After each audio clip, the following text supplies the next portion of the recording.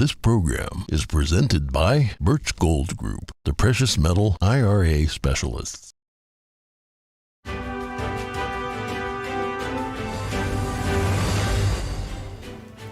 Good morning. In today's headlines, the fire at an Indiana industrial plant blazes on. Smoke from burning plastics is in the air. What are officials doing about it? A federal judge has ruled on the Biden administration's Waters of the United States rule. Critics call the rule government overreach. Former UK Prime Minister Liz Truss delivers some stern words about President Emmanuel Macron's recent visit to China. Find out what she thinks about looking to a communist regime for a resolution to the conflict in Ukraine. Chinese classical dance group Shen is winning hearts around the world. But beyond the stage lights, some artists' families are facing life-threatening oppression in China.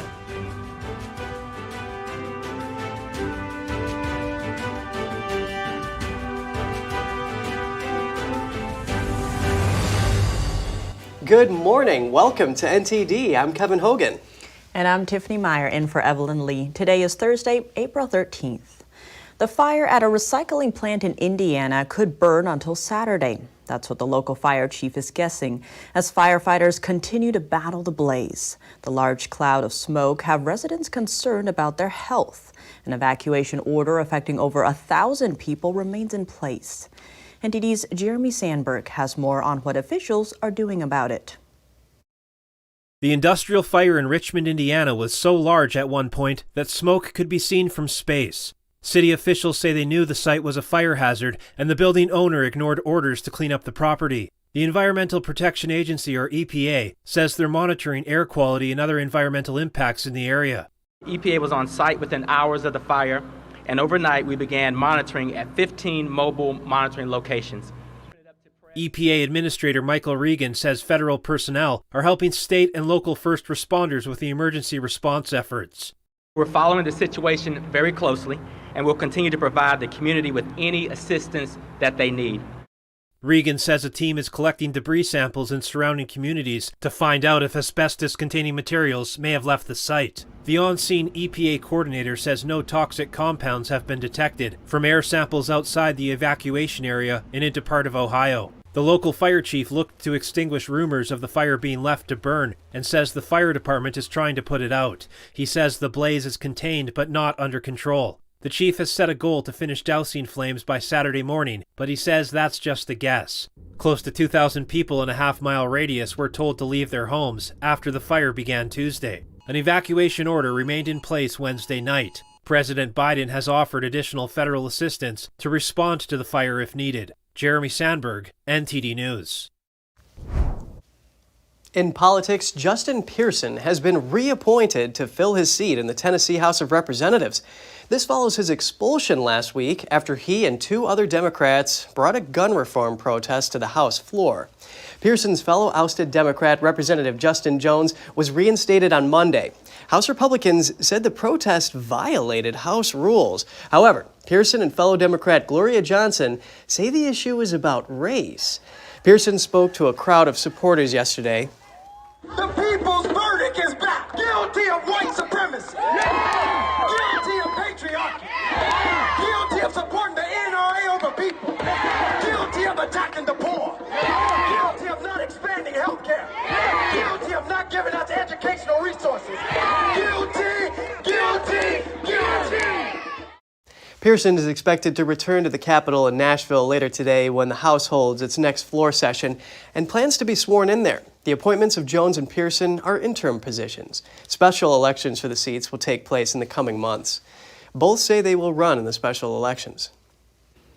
And sticking with politics, a Democrat and California congressman is calling for the resignation of a longtime senator from the same party. Representative Ro Khanna called for Senator Dianne Feinstein to resign in a social media post yesterday.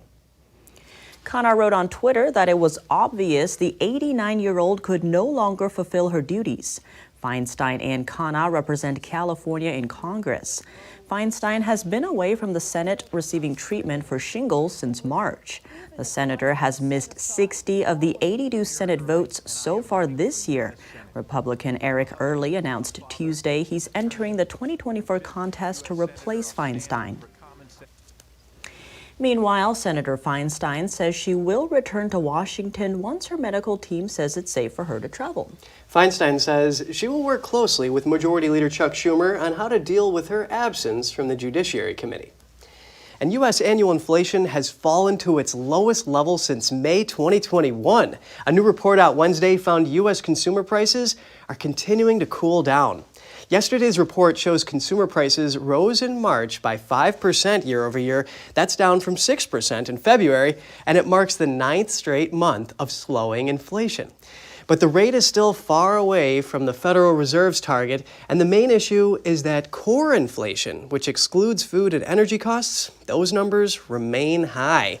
They're up 5.6% year over year. This means higher rent and housing and other costs such as transportation are still very elevated. The latest report is adding to the debate around what the Fed will do at their next meeting, either pause interest rate hikes or increase them to further cool down the overheated economy. Joining us live to discuss this is Joseph Trevisani, a senior analyst at FX Street, who has over 30 years of experience in financial markets. It's great to have you on the show today, Joseph. Good morning. Thank you for having me.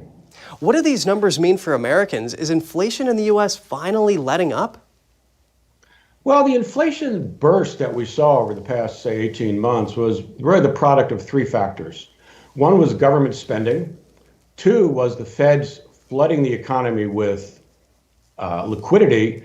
And, of course, the supply issues relating to the lockdown and then the permanence of that. All three of those things have started to ease. The supply issues are getting better. I think they're probably mostly finished. The government has stopped spending in that burst at that rate. And the Fed, of course, has reversed its policies. So things are easing up a bit. That's good that you explain the interplay between government spending and how these supply chain issues are letting up. Can you explain the relationship between inflation, the banking crisis, which might actually ease inflation because they don't want to lend as much, thus slowing the economy, and fears of a 50% chance of a recession over the next year? Yeah, we had an interesting bit from the Fed minutes yesterday, where the Fed said that they're sort of expecting a weak recession. Well, that tells you what the Fed is looking at going forward. Inflation the classic way to handle inflation is to raise rates and put the economy either in a slowdown or a recession. So the Fed, that is still operative as the base of Fed policy. So that is not going to change. The Fed was a bit surprised that you're not getting as much of a slowdown as they expected, but it is having some effect on inflation. What should Americans be looking for right now so they know how to vote, what to buy, how much to save, you name it?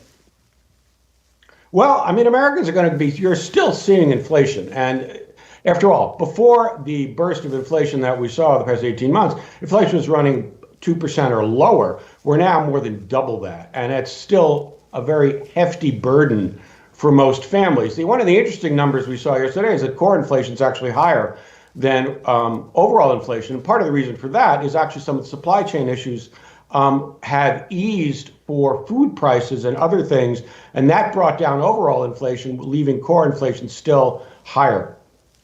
Such a big issue. I know it's been a burden for families. Joseph Trevisani, a senior analyst at FX Street, thank you so much for your analysis. Thank you very much for having me. A Biden administration policy has been struck down by the court. A federal judge has temporarily blocked the implementation of the administration's water rule. Here are the details. U.S. District Judge Daniel L. Hovland of North Dakota on Wednesday issued an injunction against the Biden administration's Waters of the United States rule. This comes at the request of a coalition of 24 states and more than a dozen industry groups. Late last year, the Environmental Protection Agency, or EPA, announced its final version of the water rule. It broadens what types of water sources were subject to federal regulation, covering thousands of small streams, wetlands, and other waterways throughout the nation. A coalition of 24 states led by West Virginia Attorney General Patrick Morrisey challenged the rule. They argued in a lawsuit that the new rule is an example of federal overreach and would unfairly burden farmers and ranchers. The judge agreed to pause the enforcement of the water rule while the lawsuit plays out. He wrote, "It would ensure that federal agencies do not extend their power beyond the express delegation from Congress." Morrissey celebrated the court's decision as a victory for state rights. The water rule is, in his words, a decades-long effort by the EPA to regulate purely intrastate waters without the explicit consent of lawmakers. The latest ruling comes less than a week after President Biden vetoed a congressional resolution that would have repealed the water rule. On Wednesday, the EPA said in a statement that it was reviewing the court's decision, but the agency stood by its new regulations. National Public Radio, or NPR, announced it's quitting Twitter yesterday. That's after the social media platform labeled NPR's main account as state-affiliated media last week. Twitter changed the label to government-funded media, but NPR says it's still misleading. The company said in a statement that it'll no longer be active on Twitter because, quote, the platform is taking actions that undermine our credibility by falsely implying that we are not editorially independent. Musk responded on Twitter, saying NPR literally said federal funding is essential to public radio on their own website, now taken down. What hypocrites!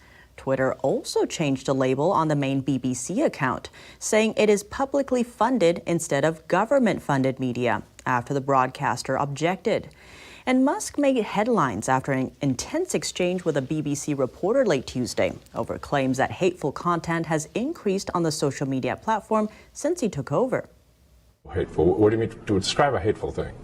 Yeah, I mean, just content that will solicit a reaction, something that may include something that is slightly racist or slightly sexist, those kinds of things. So you think if something is slightly sexist, it should be banned? No, is that what you're saying? I'm not saying anything. I'm just curious. I'm trying to understand what you mean by hateful content, and I'm asking for specific examples. And you just said that if something is slightly sexist, that's hateful content. Does that mean that it should be banned? Well, you've asked me whether my feed, whether it's got less or more. I'd say it's got slightly more. That's why I'm asking for examples. Can you name one example? I honestly don't need. Honestly, I you don't. Can't name a single example. I'll tell you why. Because I don't actually use that for you feed anymore. Because I just don't particularly like it. But you said actually, a lot of people are quite similar. I only look at hang on a my second. following. You said you've seen more hateful content, but you can't name a single example, not even one. In that same interview, Musk said he's laid off more than 6,000 people at Twitter. He said the process is not fun at all and can sometimes be painful. He said when he came on board, the company was facing a $3 billion negative cash flow situation, adding that now the platform is roughly breaking even, with advertisers returning.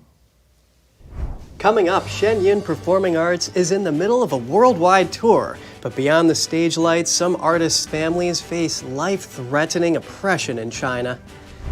E-cigarette maker Juul has agreed to a settlement with 6 states. It was accused of unlawfully marketing its addictive products to minors. Find out how much it's going to cost them after the break.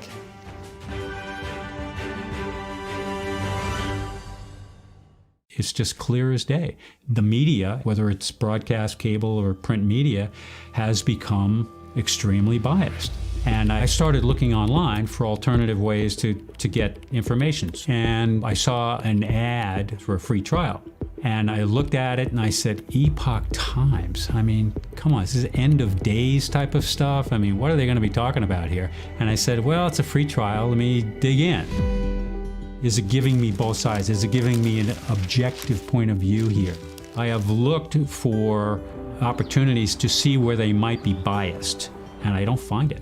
It has given me a level of trust in media that I didn't think I'd ever get back.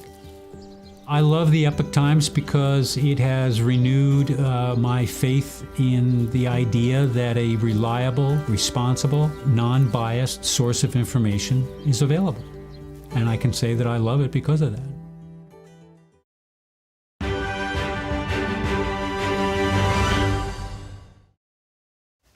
Good to have you back with us. Former UK Prime Minister Liz Truss has some stern words about French President Emmanuel Macron's recent visit to China. Truss says looking to communist regime leader Xi Jinping for a solution to the conflict in Ukraine is a mistake and a sign of weakness. She criticized Macron for his lackluster stance on Taiwan. NTD's Jeremy Sandberg has more on the former Prime Minister's comments.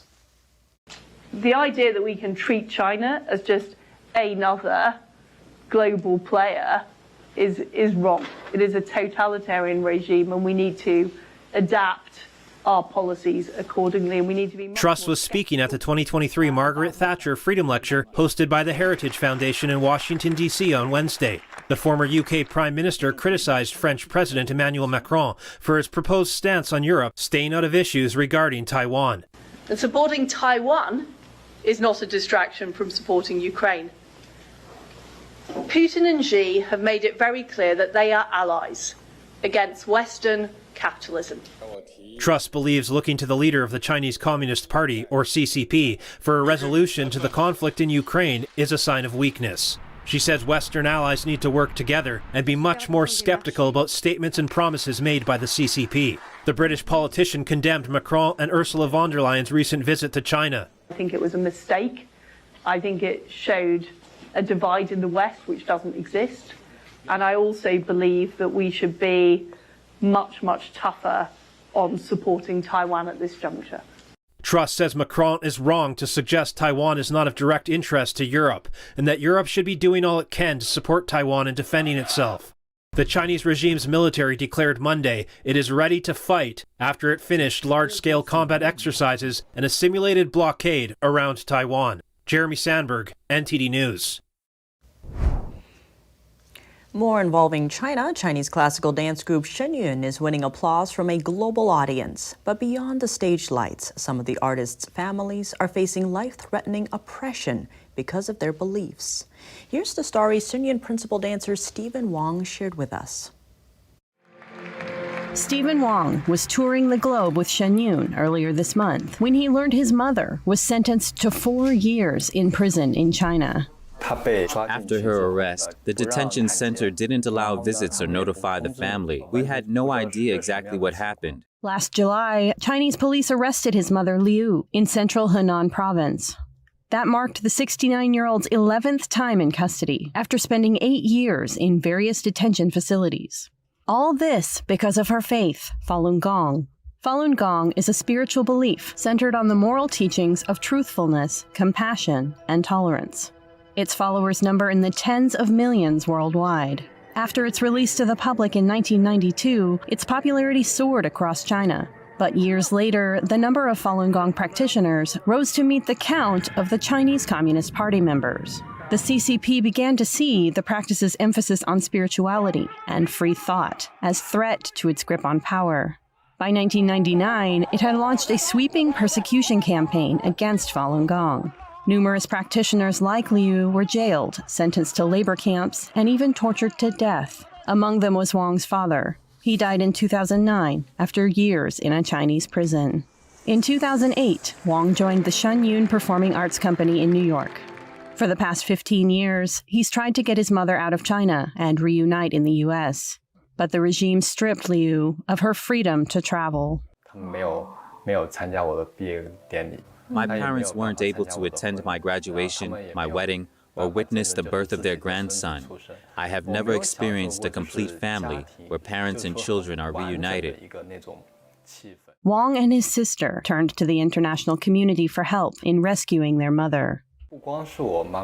Not just my mother, but tens of thousands of people in China are being held for their belief in Falun Gong.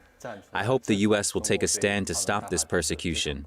Wong explained that he's chosen to expose the truth and share his story through art. I am now a dancer in Shen Yun. Shen Yun's mission is to revive traditional Chinese culture. Through the performance, I am also telling the audience what is truly happening in China and the lies of the CCP. Shen Yun has earned worldwide acclaim in hundreds of countries, but is not allowed to perform in mainland China. And e-cigarette maker Juul Labs has agreed to pay over $450 million to 6 U.S. states. The company agreed to the settlement to resolve claims that it unlawfully marketed its addictive products to minors. New York Attorney General Letitia James made the announcement yesterday.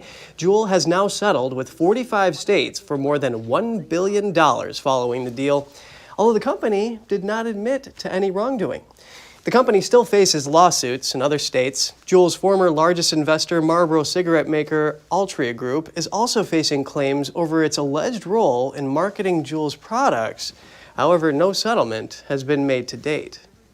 The e-cigarette company falsely led consumers to believe that its vapes were safer than cigarettes and contained less nicotine.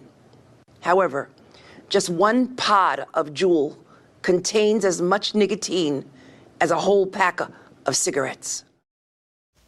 Altria last month announced that it had given up its investment in Juul in exchange for some of Juul's intellectual property. The company's shares of Juul was valued at $250 million as of December, a major drop from nearly $13 billion in 2018. And in other news, severe flooding in South Florida. A torrential storm yesterday brought close to a foot of rain in just a few hours around Fort Lauderdale. City officials urged residents and visitors to stay off the roads until the water subsides. The National Weather Service issued a flash flood emergency. They said the situation was life-threatening and warned people to seek higher ground immediately. This Florida man decided to go for a swim down a flooded street. The city's airport was forced to shut down. Commuter train service in Broward County was suspended. A tornado warning was also issued. No deaths or injuries have been reported. The airport says operations will restart once the weather in the area improves.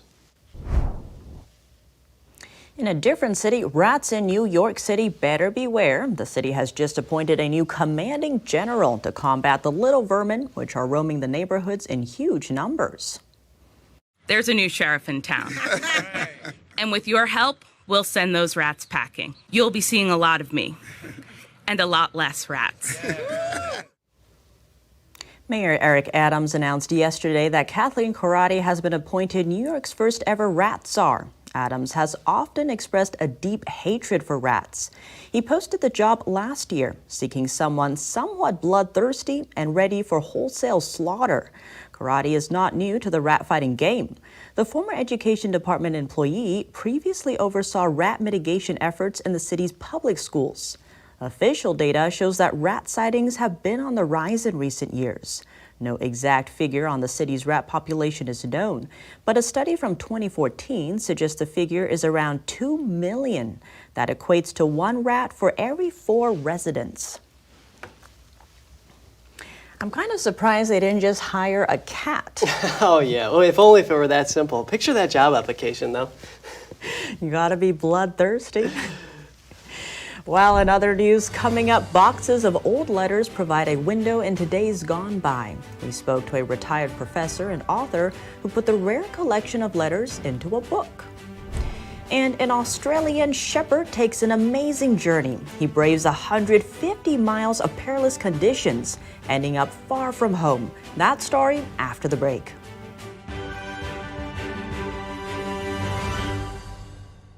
This is Stephen K. Bannon. I urge you to protect your savings from inflation by diversifying into a physical gold IRA from Birch Gold Group. Simply text the word NTD to 989898 and you'll get a free info kit on gold IRAs explaining everything. Communism is evil. Oh, come on. Listen, if you're as tired of the censorship as I am, I've actually got good news for you. Check out epictv.com. It's a brand new censorship-free video platform where you can find not only my show, but other deep documentaries, great programs, and honest movies that bring you the news without all the spin and the fake narratives. So, I'll see you there. Got a new house.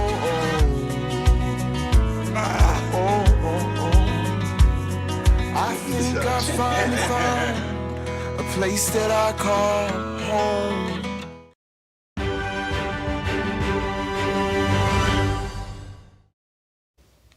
Welcome back. A retired professor finds some old boxes filled with letters from days gone by. They provide a window into the lives of immigrants from over a century ago. The rare collection has been published in a book. Here's the story. This book contains something the author says is impossible to find in any society and culture. These are letters written by very ordinary people in their own words, and it's the kind of thing that is absolutely impossible to find anywhere. Pat O'Malley, a retired historian, found boxes upon boxes of old letters in a family home. Many had been put away for over 100 years and simply forgotten, but to her, these letters are priceless. partly because it's my own people. And it says so much about my own background, my own heritage as an Irish American, partly because I still remember some of these people I had known as a child. Suddenly, the people she had only known from old pictures came to life. Her grandmother received letters from her friends that described their immigration to the U.S. We're talking about their lives looking for domestics in the homes of wealthy Americans. And that to them is a complete revelation. To go from their little cottage on an island to moving to a big mansion. It's what turned them into middle-class Americans. And as a historian, she also knows the value of such a rare collection. They had already been hidden away for 100 years, so I have made sure that I have transcribed them so other people can read them easily. She sent the letters to the Boston College Library archives, letters that reveal everyday lives in great detail. What did the ordinary mother or father, ordinary farmer have to say about everyday life? And I spent about 20 years researching them, trying to figure out what they're talking about, who these people were, where the places were. It was one day in the middle of the COVID pandemic when she decided to stop thinking about it and just put them all together into this book called So Far From Home. So I put it together. There it is. This enormous book, 200 letters that are absolutely impossible to recapture anywhere else. She says it's a great way to remember people since we will live as long as our memory lasts. I think that's so touching, like learning how other people, especially your ancestors, lived in the past. Life was so different back then. Oh yeah, and it's so touching, just like you said, hearing about those immigrants' journey from Ireland to the Great Melting Pot. Exactly, and speaking of traveling, a 1-year-old Australian shepherd went on an epic trek. The hardy dog crossed 150 miles of frozen Bering Sea ice before being safely returned to his home in Alaska. Nanook wandered off from an Alaska island in the Bering Strait. He showed up a month later in the Bering Sea coastal community of Wales on Alaska's western coast. People posting pictures of the dog led to a happy reunion last week for Nanook and his owner. She says he may have ended up in Wales because the ice shifted while he was hunting. And except for a swollen leg with large bite marks, Nanook is in pretty good health. Oh, that's such a good thing to hear. And I love how he's got those bright whiskers. It does seem like a happy dog despite all the trials. Yes. And that's all from today's program. We'd love to hear from you at goodmorning@ntd.com, so shoot us an email if you'd like. Thanks for watching. I'm Tiffany Meyer. And I'm Kevin Hogan.